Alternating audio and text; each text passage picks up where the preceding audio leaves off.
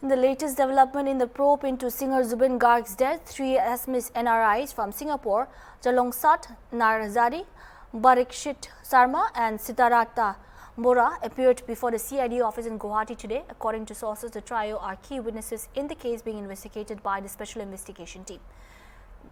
SDGP and SIT head Muna Prasad Gupta told reporters that the three members of the SAM Association in Singapore were interrogated today. He added that notices have been issued to other members of the association and more are expected to join the investigation soon. The officer said that the SIT is working round the clock to gather more evidence. One more member from Singapore is also expected to arrive soon.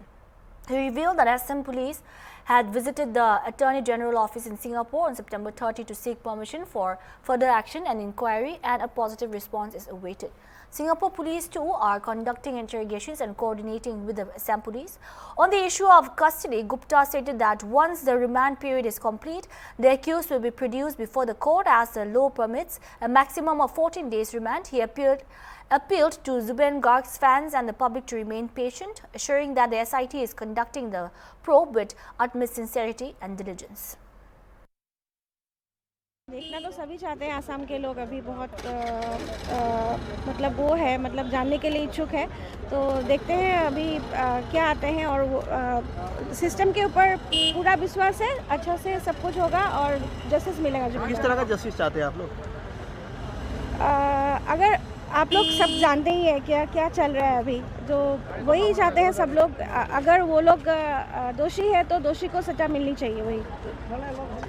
Thank you. There is nothing extra that I can say. Everything is there in the news. আমি সবে ফলো কৰি আছো, আমি সবে justice বিচাৰো আৰু আমি কোনেও এটো অসমৰ কোনো মানুহে এটো একসেপ্ট কৰিব পাৰা নাই যে এনেকুৱা এটা সিংগাপুৰত হেলদি মানুহ এটা লৈ গৈ পেলাই তাহাঁতি আমাক এনেকে ঘূৰাই দিব লগা হ'ল।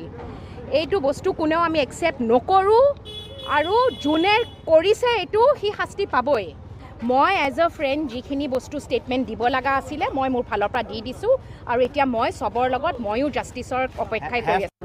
আজি তিনিজন ছিংগাপুৰৰ পৰা আহি CIDত SITৰ সন্মুখত উপস্থিত হৈছে গিয়লাংচাত নাৰ্জাৰী, পৰীক্ষিত শৰ্মা আৰু সিদ্ধাৰ্থ বৰা।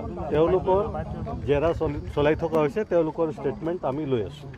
বাকী সকলো মই আশা কৰিছোঁ যে নেক্সট দুদিনৰ ভিতৰত আমি আৰু কিছু সংখ্যক লোকক তেওঁলোক আহিব আৰু আমাৰ ওচৰত হাজিৰ হ'ব আৰু আমি তেওঁলোকক কৈছোঁ যে নটিছো পঠিয়াইছোঁ যে সকলোৱে আহি আমাৰ SITৰ সন্মুখত সুহৰিৰে আহি ষ্টেটমেণ্ট দিব লাগিব।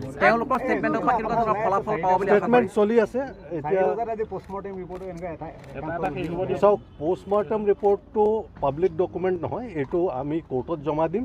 সেইটো পাব্লিক কৰাত তেনেকুৱা কোনো কথা নাই। এইটো এটা ভুল খবৰ ওলাইছে যে 4টা বজাত অহাকালি পোষ্টমৰ্টেম ৰিপৰ্টটো দেখুওৱা হ'ব, তেনেকুৱা একো কথা নাই। সেইটো আমি কোৰ্টত জমা দিম আৰু কোৰ্টতহে যাব। সেইটো পাব্লিক কৰাৰ কোনো কথা তেনেকুৱা নাই। আমি বিচাৰা ৰিপৰ্ট পাইছোঁ, পোষ্টমৰ্টেম ৰিপৰ্টো এতিয়া পাইছোঁ আৰু সেইখিনি আমি তদন্তত লৈছোঁ আৰু তদন্ত ঠিক মতে চলি আছে।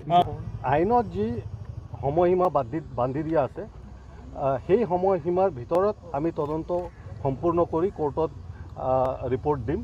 আমি সকলো প্ৰকাৰৰ যত্ন কৰি আছোঁ যাতে অনতি পলমে আমি তদন্ত এটা লজিকেল কনক্লুজনত আহিব।